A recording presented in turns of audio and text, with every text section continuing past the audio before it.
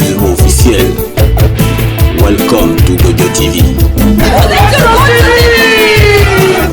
Welcome to Gojo TV. Gojo TV, c'est toute une aventure. Microphone politique. Qui a dit quoi? Mais bonjour Laurent. Je sais bien que tu n'es pas politologue, mais regarde, il y a ce qui se passe actuellement au Mali. Il y a un coup d'État alors qu'il y a l'armée française qui est là-bas et les Maliens essaient de mettre l'armée française au dehors pour prendre à la place l'armée russe. Qu'est-ce que tu en penses, toi? Ouais, c'est sûr que l'armée française n'a pas contribué suffisamment à stabiliser la région pour éviter ce coup d'État. Et puis on se demande aussi, a priori, pourquoi ça fait si longtemps que les forces françaises sont sur place, soi-disant pour sécuriser par rapport aux djihadistes, et puis que la situation elle reste médiocre, avec toujours un danger djihadiste. Donc on se pose des questions sur l'efficacité de l'armée française.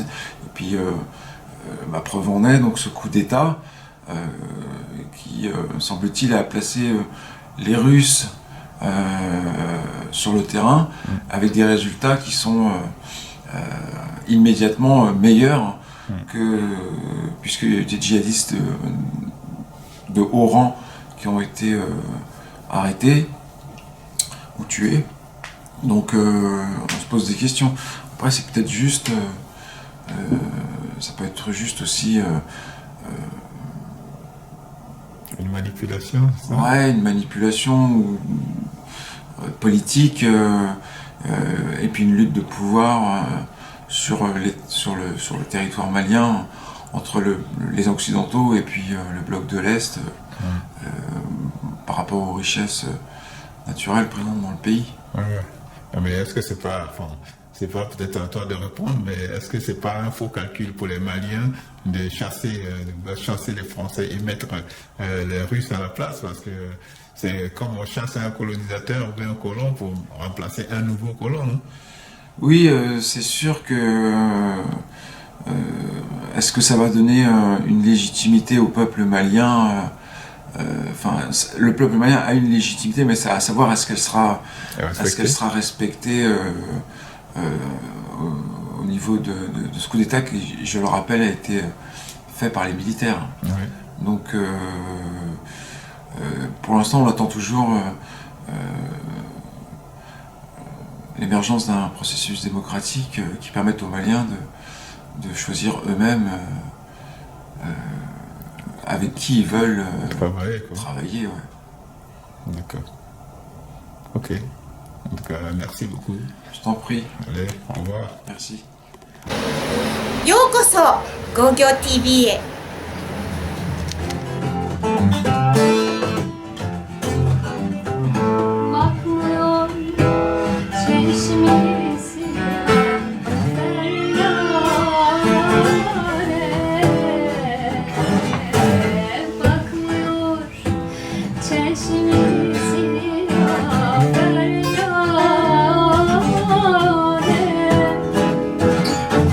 Yetişey naze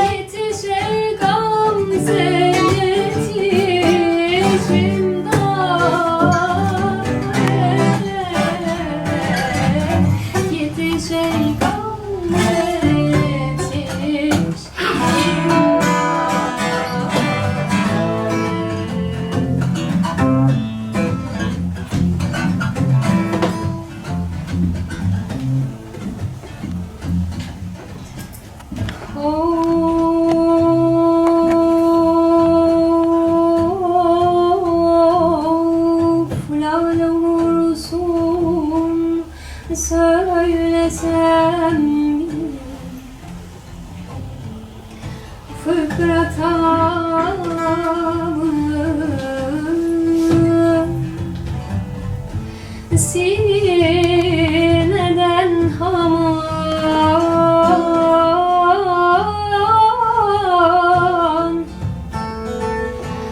lal olursun söylesem bir fıkrata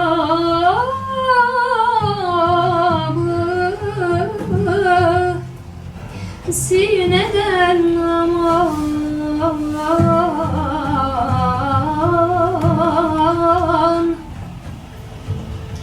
bir sahife açsam ağlarsın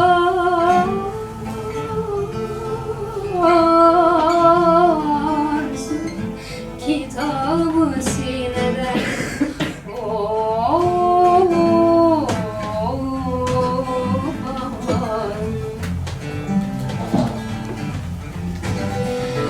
dergehinden yesine döndükçe eşkim cuş eder.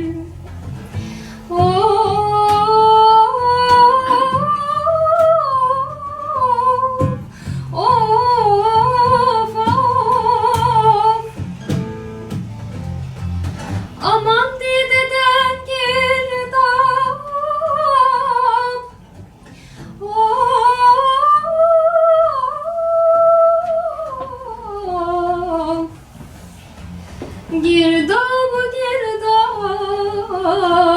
girdab ıstırabı sineden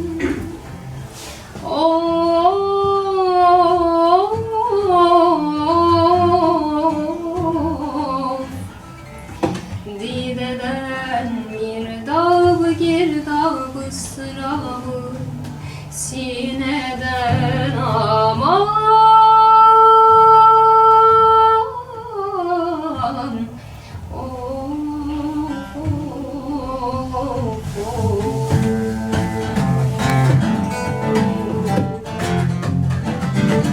gelmiyor hançeriye dudara değme gelmiyor hançeriye dudara değme yetişe gamze yetiş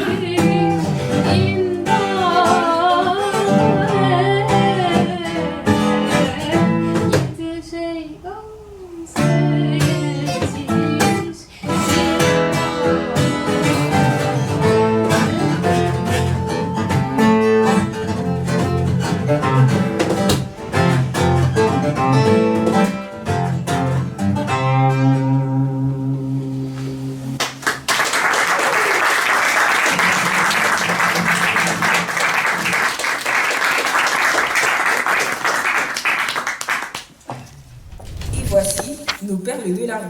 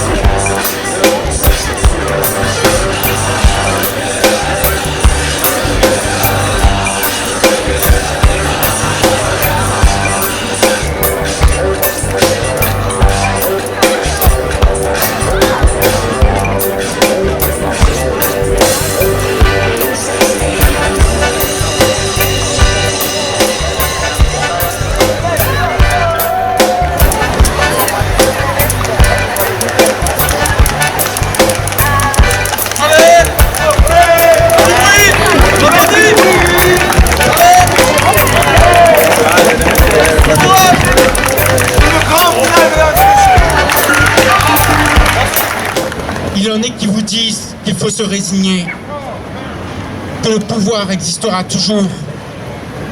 Il y aura toujours ce qu'ils appellent de leur voix traînante et imbécile, des riches et des pauvres.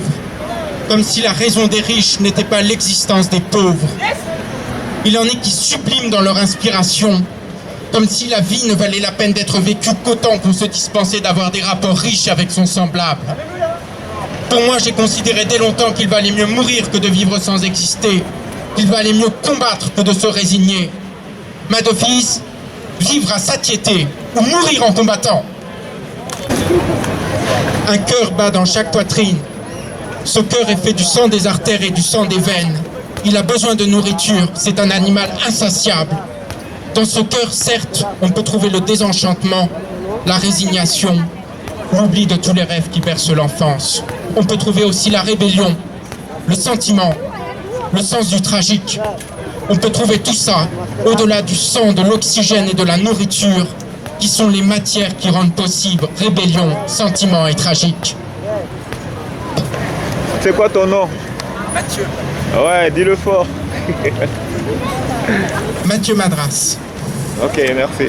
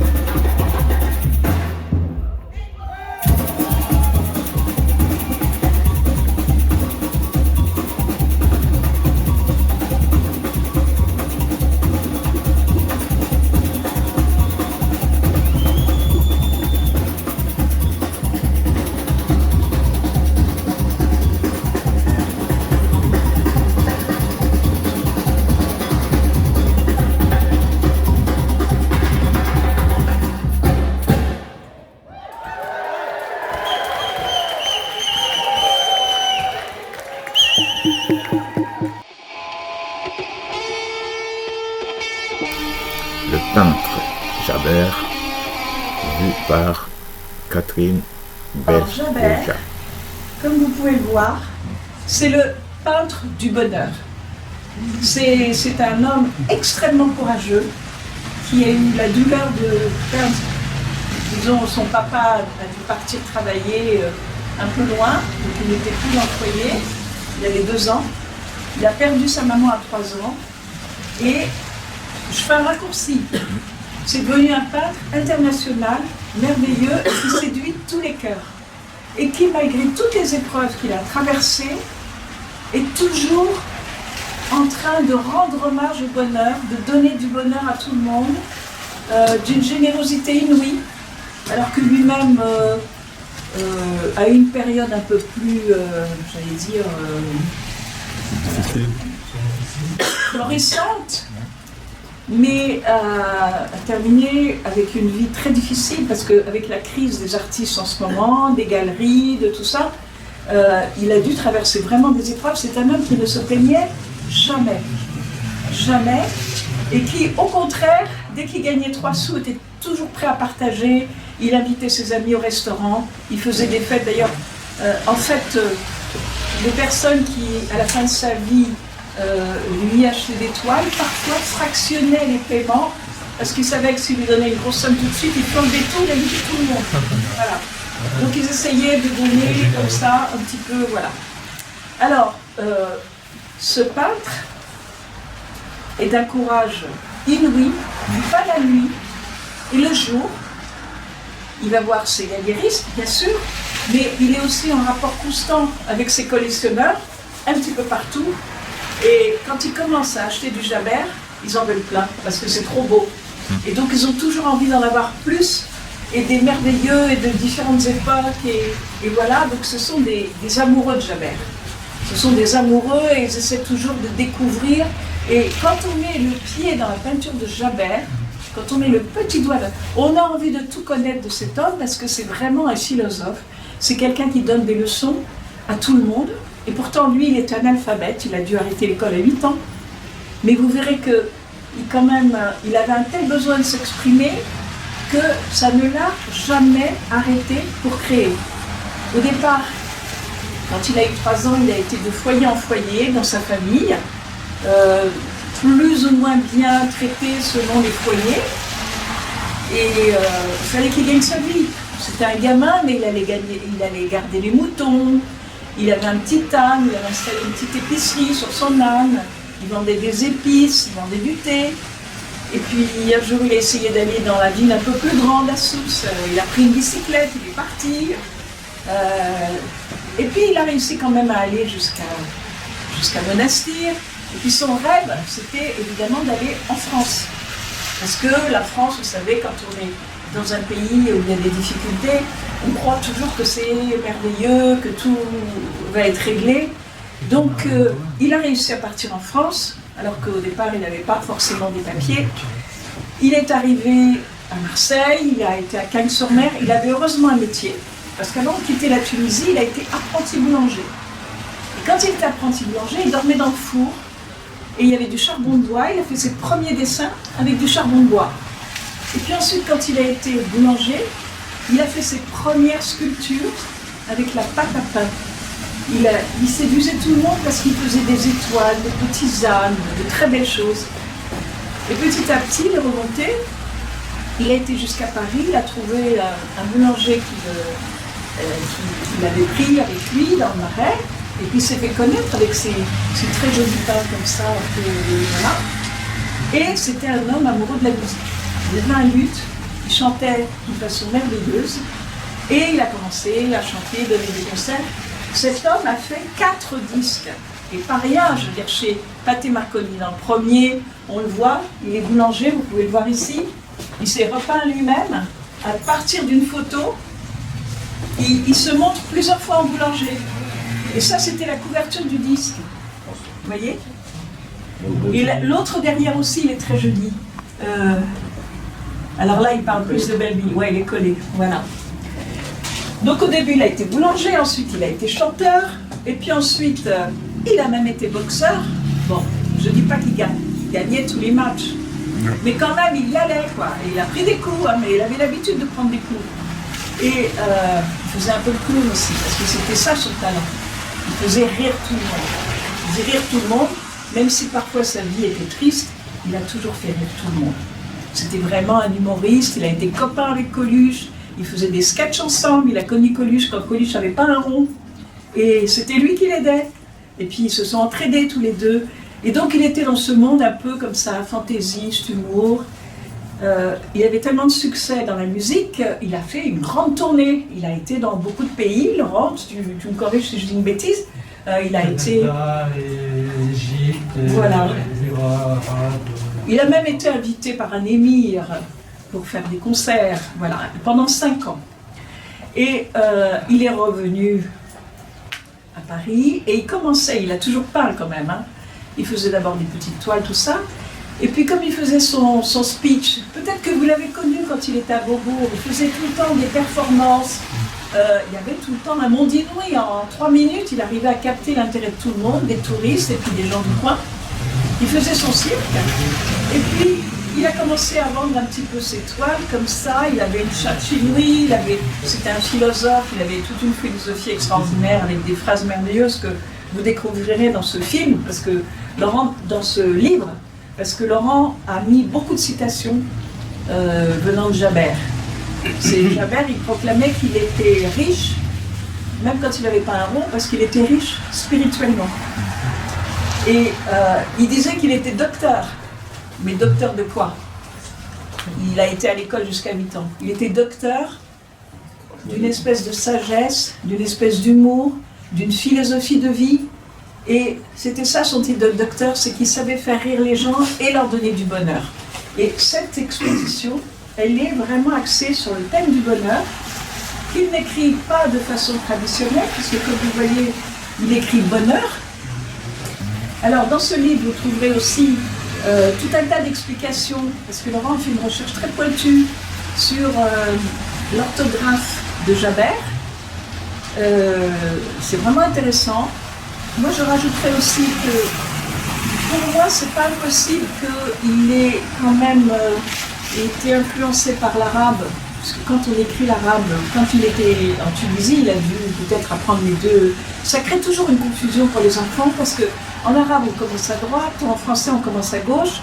Et en arabe, ce qu'il faut savoir, c'est qu'il n'y a que les enfants qui voyaient le musique. Parce que les gens sont censés connaître le vocabulaire. Et en fait, en arabe, on écrit des consonnes. Et puis de temps en temps, on met un petit trait en haut, c'est A, un petit trait en bas, c'est I, un waouh, c'est... Voilà.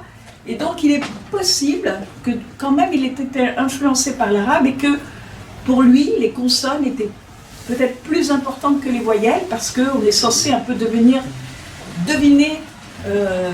le mot sans donner toutes les précisions. D'ailleurs, si vous voyez parfois des jeux comme ça où il y a un petit carré avec plein de lettres mélangées, on vous demande de lire ce que ça veut dire, alors qu'il y a plein de trucs qui ne veulent rien dire, mais avec une lecture globale, on arrive, voilà. C'est pas impossible qu'il ait aussi appris avec la méthode globale, hein, qui était très à la mode aussi à ce moment-là. Voilà. Et donc, du bonheur, de l'amour, des femmes. Alors, il a, paraît-il, été souvent amoureux, mais d'une extrême discrétion avec les dames. Donc, on ne saura pas trop pour l'instant. Peut-être qu'on en saura plus. Mais voilà, c'est quelqu'un qui était vraiment très, très habité par le bonheur, l'amour. Il avait été très amoureux de sa cousine, mais sa cousine, elle avait choisi quelqu'un d'autre. Et puis après, il a été amoureux d'une très jolie étudiante, 20 ans, il avait la trentaine, et qui a réussi à l'emmener aux États-Unis. Elle venait d'un milieu très fortuné, enfin, disons plus fortuné que le sien, mais quand même bien. Et ça aurait pu être une période un petit peu plus confortable, mais Jaber est d'abord un homme libre. Et donc, le mariage a duré 2 ans, ça a été la bohème, ça a été la vie aux États-Unis, l'époque contestataire, les hippies. Il a même rencontré Cassius Clay. qui était lui aussi un contestataire. Et il avait tellement envie de le rencontrer depuis longtemps. Avec sa femme, il rôdait un petit peu et puis il cherchait. Et un jour, ils ont demandé à quelqu'un, et c'était la femme de Mohamed Ali qui a gentiment les invités, et ils ont fait une photo inoubliable qui est d'ailleurs sur une pochette de disque, sur son 4e disque. Voilà. Donc, voilà, c'était les années 70, la bohème, les années hippies, voilà. Donc il revient dans les années 70, etc. Et il commence à travailler, et il est remarqué par une association, par Marie Lomel, qui crée un peu une association autour de lui, qui s'appelle La Racine. Il y a d'ailleurs un carton de La Racine, là. Et Jaber est le roi de cette association. Et ça marche très très fort. Et puis comme il a un excellent contact avec tous les galéristes de la rue Quincampoix, qui l'accueille, qui l'expose, Céleste Franco, qui a des mecs de bœuf, etc. Ça commence à bien marcher pour lui. Et au point qu'il est signalé par Marie Lomel, qui le signale à Buffet. Et en fait, on crée une section, un peu spécialement pour lui au départ, d'art singulier, au musée d'art brut de Lausanne, qui s'appelle maintenant musée d'art brut et d'art singulier. Voilà. Donc une succession de galeries, et puis Passage Molière, il rencontre également Michel Rey, qui s'occupe de lui, qui a pris un bac pendant 9 ans, et qui s'occupe de lui, qui le vend. Il y a d'autres collectionneurs aussi qui achètent. Donc il est un petit peu entre deux eaux. Il a d'un côté des collectionneurs qui ont pignon sur rue, qui ont des belles galeries et qui font sa promotion, et du coup il va exposer dans différents musées dans le monde, il est acheté. Et puis de l'autre, ça reste quand même, ça reste notre artiste qui a envie d'aller vendre. Il a ce même concept de quand il était boulanger. Le pain, on le vend quand il est frais. Ses peintures, il a envie qu'elles soient vendues tout de suite.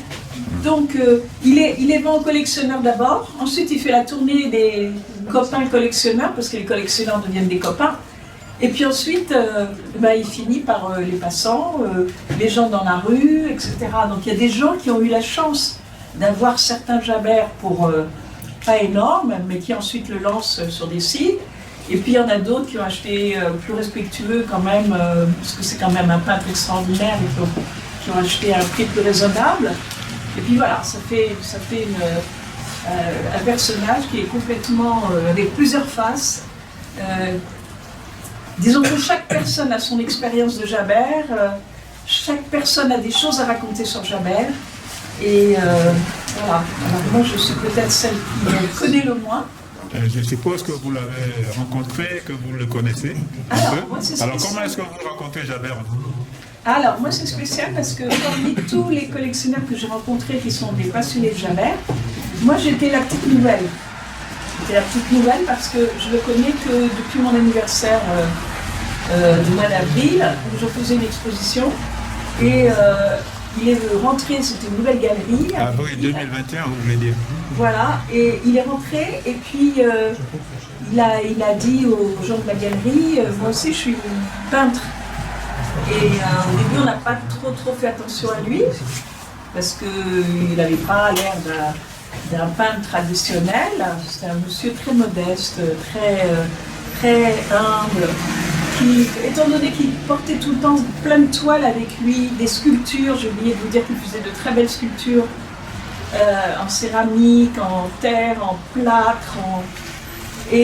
Donc il traînait sa charrette tout le temps, remplie d'œuvres. Il faut savoir qu'il a fait plus d'œuvres que Picasso.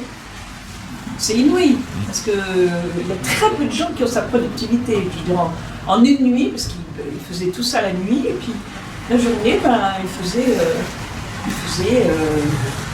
la tournée des galeries, de tout ça, voilà. Donc il voulait tout le temps avoir que ses œuvres partent, il ne voulait pas stocker. D'abord il n'avait pas beaucoup de place chez lui, et puis surtout il avait tellement d'œuvres à faire encore qu'il avait besoin de faire de la place pour les nouvelles. Donc voilà, c'était comme une espèce de fontaine inépuisable. Et donc quand je l'ai rencontré, eh ben, il traînait sa charrette. Moi je pensais que c'était une charrette voilà, avec de lui, mais en fait c'était, je l'ai compris après, c'est une charrette d'œuvres, et d'œuvres fraîchement faites. Parfois ces sculptures étaient à peine séchées. Parfois ces peintures étaient encore un peu collantes. Donc ce jour-là, il m'a montré, j'ai trouvé ça merveilleux. Je ne le connaissais pas moi, parce que j'allais à Beaubourg, mais je ne faisais pas trop attention aux attroupements, j'étais toujours pressée, tout ça. Donc je voyais bien qu'il y avait des attroupements, mais je ne regardais pas, je ne prenais pas forcément le temps de regarder les gens qui faisaient des groupes comme ça. Et puis il m'a montré, c'était merveilleux, je l'ai dit, et il était tellement content d'être compris qu'il a voulu m'offrir le tableau. Et puis j'ai dit, oh non, c'est pas possible, c'est trop beau. Il a insisté, et puis alors après j'ai dit non, je peux pas. Alors j'ai regardé ce que j'avais sur moi, j'avais que 10 € sur moi, je dis alors je vous l'achète, mais j'ai que ça. Il m'a dit non, non, non, si vous l'achetez, je vous en donne un autre. Et il m'a mis de force une autre œuvre, voilà, dans mon sac. C'était ça, Javert, une générosité inouïe. Voilà. Donc, capable d'être un roi, capable d'être un clochard, capable d'être un philosophe, capable d'être un docteur en philosophie de vie, un clown. C'était tout ça à la fois, un charmeur avec son luth, un chanteur. Voilà. C'était un homme, comme on en fait rarement dans chaque siècle. Je pense que ça a été un peu le déclic chez toi, cette rencontre avec Javert, parce que... Ah, mais c'est inouï, mais c'est... Alors en plus... Ah oui, non, c'est... Ça a provoqué quelque chose, parce que Catherine l'a su qu'après, si tu présentes cette œuvre à une amie, et l'amie te dit, mais tu as lu Javert? Oui, c'est ça, voilà. Et je pense que c'est Javert, inconsciemment, il a provoqué cette exposition par ce don. Je ne sais pas, mais je peux vous dire qu'il m'a profondément ému. Alors, j'ai aussi une petite piste, parce que c'est pas normal que je sois aussi émue par une rencontre, parce que ça m'arrive, mais c'est quand même assez exceptionnel. Mais en plus, il m'a fait penser à mon papa, qui rôdait dans les mêmes quartiers, qui s'habillait aussi avec une petite chapka, un petit par-dessus, qui est aussi immigré, qui a dû vivre aussi, faire la traversée à 18 ans, avec juste un petit baluchon, et puis qui a dû arriver dans un pays, et il fallait trouver un endroit pour dormir, un endroit, voilà. Et tout ça, ça me parle. C'est son parcours aussi. Voilà. Donc c'est une rencontre qui est à la fois très émouvante. Je regrette de ne pas l'avoir connu dans les périodes où il rigolait beaucoup et tout ça, parce que ça m'aurait plu aussi. Mais là, il chante, là. Vraiment, il chante le bonheur, il chante la vie, il chante la Tunisie. Regardez-moi ces femmes incroyables. C'est... Voilà, alors il adorait les animaux, puisqu'il s'est beaucoup occupé d'animaux petits. Il y avait des chats, des chiens. Laurent en parle. Une passion pour tous les animaux, il y a du soleil partout, il y a des oiseaux. Alors, oui, j'avais envie de vous dire aussi que c'est quelque chose que je me suis rendu compte chez Bruno. Vous voyez les oiseaux qu'il fait toujours en haut là? Et bien de temps en temps, est-ce que c'est là? On a remarqué que de temps en temps, quand ces oiseaux sont très stylisés, en fait, c'est le symbole amazigh de l'homme libre. Vous savez, avec les deux bras en haut et les deux pieds en bas et un trait au milieu. Et ça veut dire je serai libre et je serai libre toute ma vie, quoi qu'il se passe. Quoi qu'il se passe. Qu'il soit riche, qu'il soit pauvre, qu'il soit amoureux, pas amoureux, c'est d'abord un homme libre. Voilà. Et positif. Il y a beaucoup de choses à nous apprendre. Beaucoup de choses à nous apprendre. Merci beaucoup.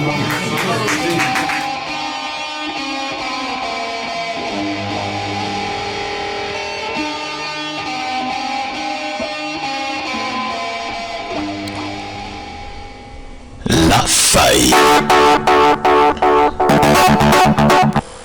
Bonjour. Le monde m'appartient. Toutes les décisions m'appartiennent. Je dis et tout le monde s'aligne. Même si j'entraîne le monde dans le mur, tout le monde me suit. Je ne vais quand même pas dire à ce niveau-là au monde que je me trompe. Ça n'a pas de sens. Bienvenue à Transmission, le journal officiel des 3W.web. La Cour.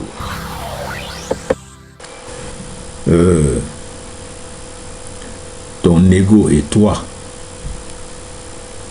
si tu es intoxiqué par ta fierté et ton orgueil, tu ne reconnaîtras jamais tes erreurs. Tu ne diras donc jamais « Désolé, je me suis trompé ». Or, tu dois reconnaître tes erreurs.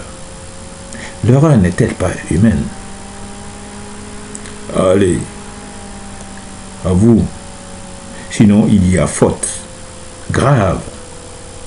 Et je dirais même, il y a crime contre l'humanité.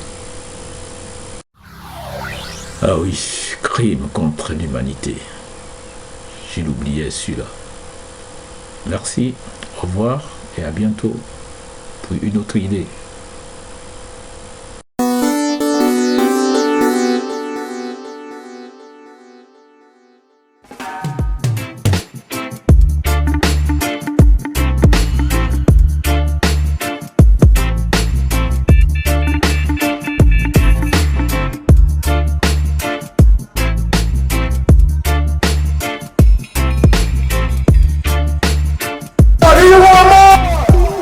Bonjour, c'est Loana pour notre mini-festival reggae. Reggae music, international. Pour les noirs, pour les blancs, les petits et les grands, les gentils, les méchants. Tout le monde dans la danse, sinon. Bonjour, Rastoreto. Bonjour. Si tu es Rasta, c'est quoi la différence entre un Rasta et un homme qui va Rasta? La différence, est-ce que Rasta c'est la royauté? Voilà, c'est la royauté entre un homme, la liberté, tu vois, non? C'est un signe de royauté, de liberté, de dignité, tout ça, parce que c'est un mouvement créé par les Africains, pour les Africains, pour sa libération spirituelle et culturelle. Donc, c'est la liberté.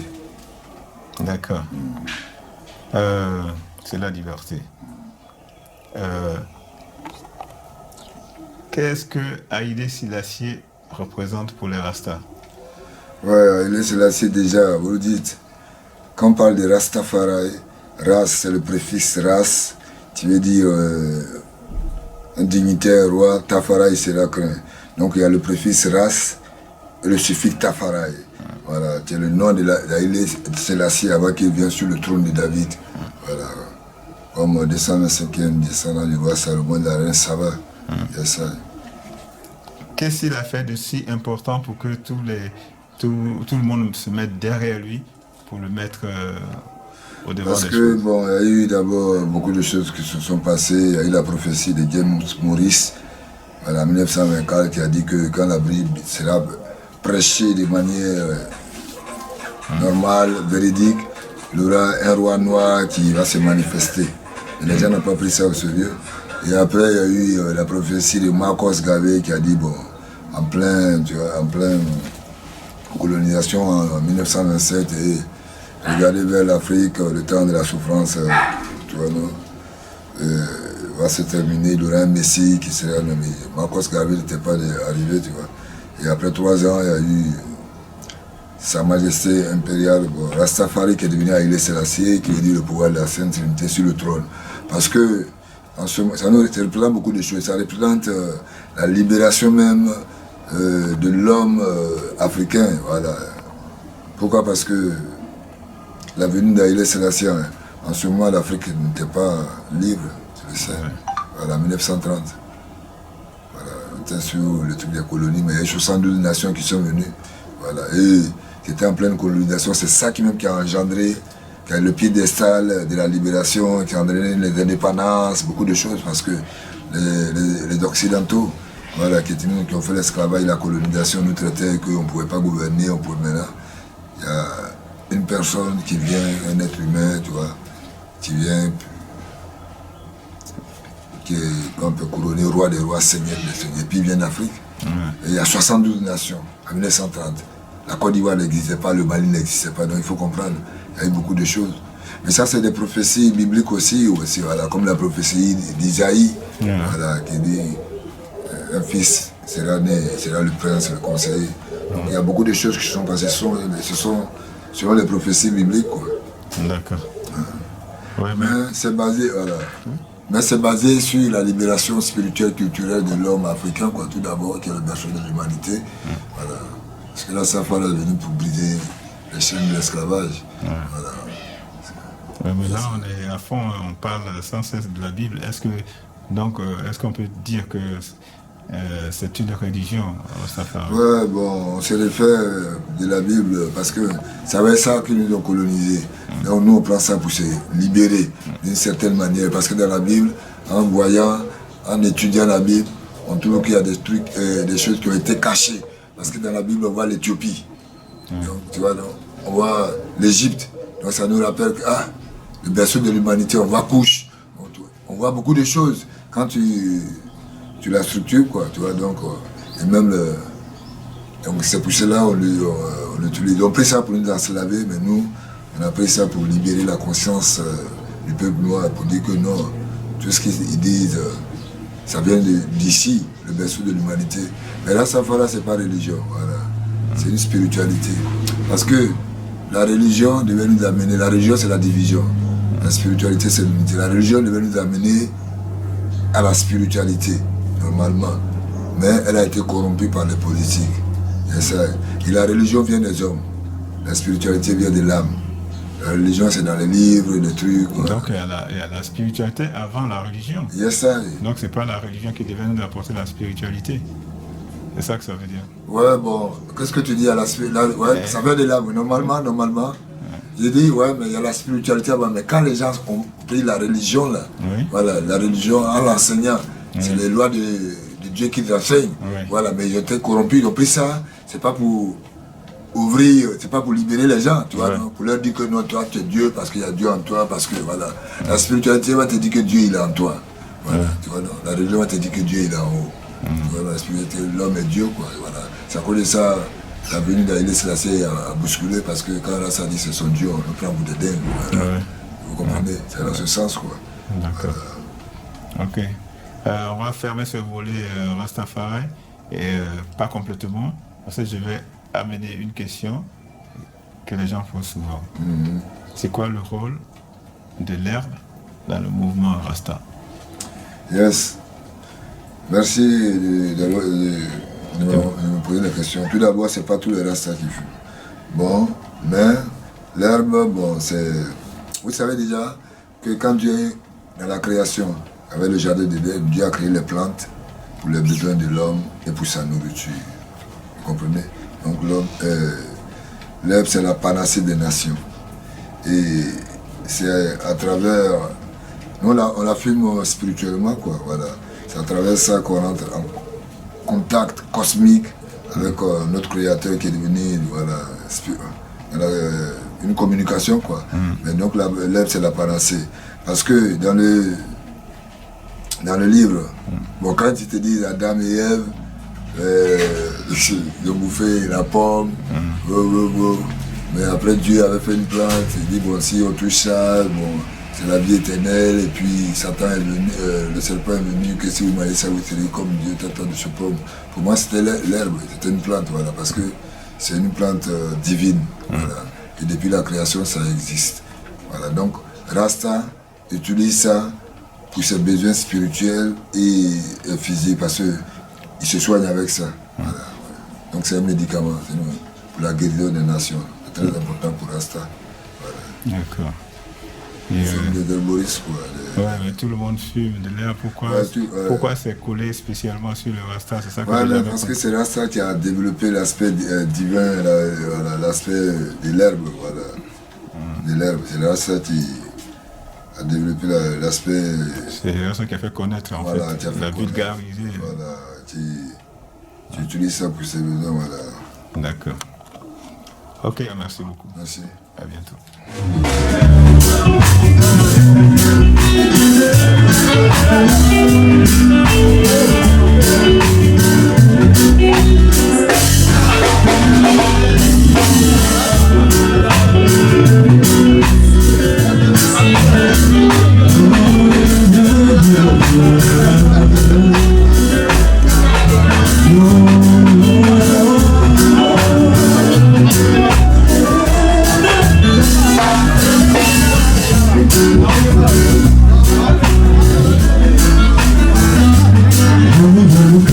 Oh,